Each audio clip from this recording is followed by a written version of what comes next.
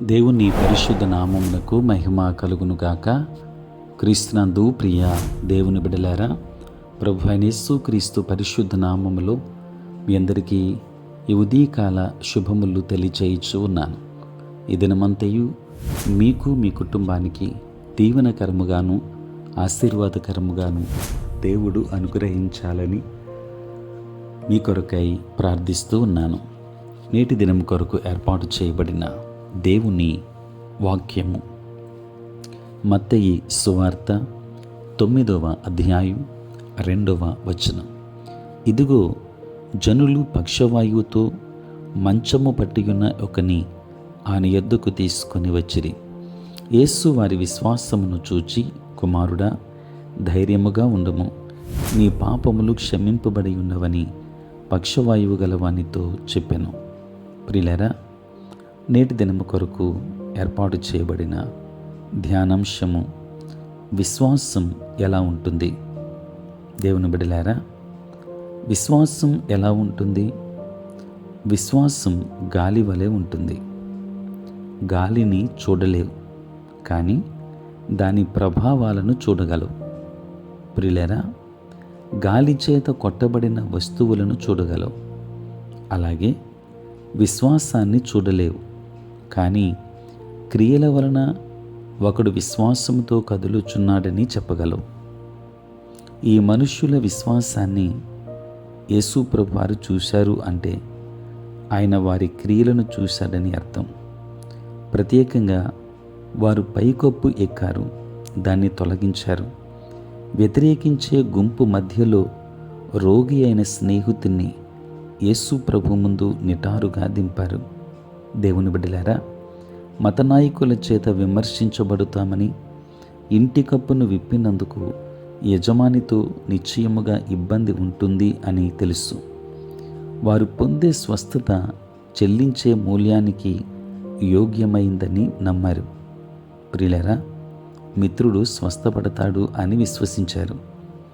వారు యేసు తమ మిత్రుణ్ణి స్వస్థపరచగలడని నమ్మి దాని గురించి ఏమీ చేయకుండా ఉండవచ్చు.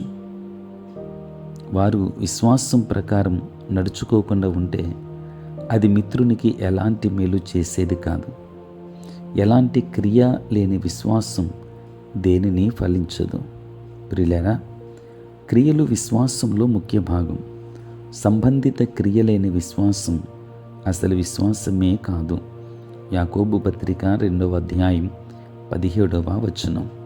దేవుని బిడ్డలారా, ఈరోజు మన పరిస్థితుల్లో నిజమైన బైబిల్ విశ్వాసం ఎలాంటి క్రియలను చూపెడుతుంది?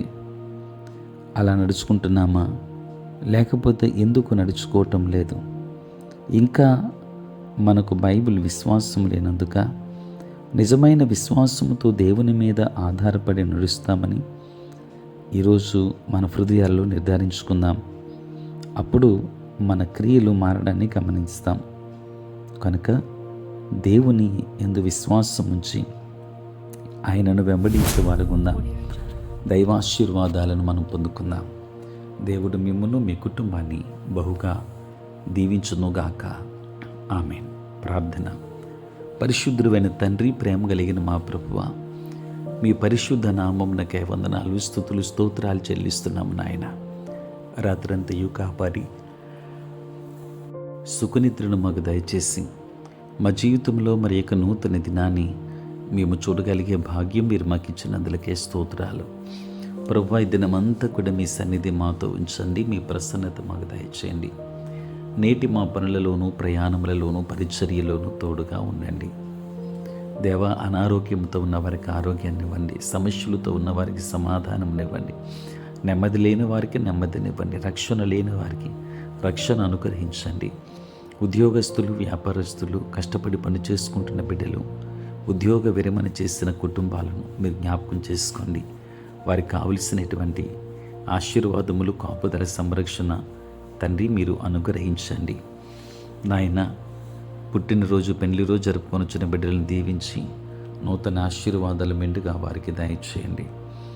తండ్రి, అనేక మంది బిడ్డలు ప్రభువా తండ్రి వారి వారి వ్యక్తిగత జీవితంలో ఉన్న ప్రతి అక్కరల నిమిత్తమై వేచి చూస్తుంటుండగా మీరే వారి పట్ల నీ గొప్ప కార్యములు జరిగించమని వేడుకుంటూ తండ్రి దినదీవెనల చేత మమ్మల్ని అందరినీ కూడా నింపండి. యేసు నామములో అడిగి వేడుకొనుచున్నాము తండ్రి, ఆమేన్. తండ్రి, కుమార, పరిశుద్ధాత్మ త్రియేక దేవుని దీవెన సదా మీకును మీ కుటుంబానికి తోడై ఉండును గాక. ఆమేన్.